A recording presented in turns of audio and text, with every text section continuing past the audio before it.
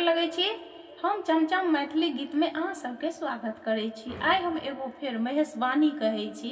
एखन पावन के टाइम आबि गेल, अहाँ सब गोटा मिल के देखब सुनब। हमर चैनल के सब्सक्राइब, वीडियो के लाइक जरूर कऽ देबै।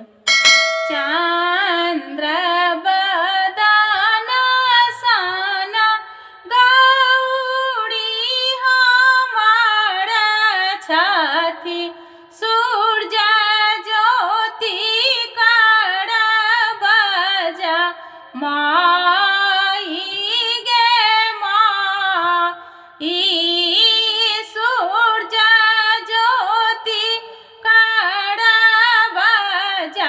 माई गे माई, किए बिगाड़ल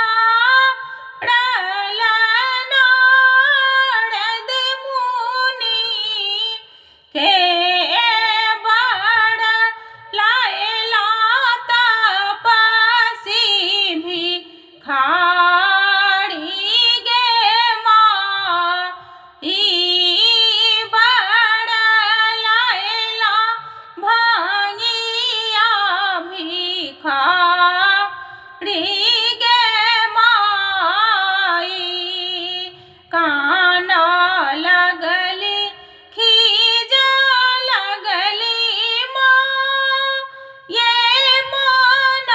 मनायन, झाँखा लगलाड़ी सी सन बाप गे माई, झाँखा लगलाड़ी सी सन बाप गे माई, जूनी कानो जूनी खीजू माये मनायन, जूनी झाँखुड़ी सी सन बाप गे माई, हमरो करम में इह बड़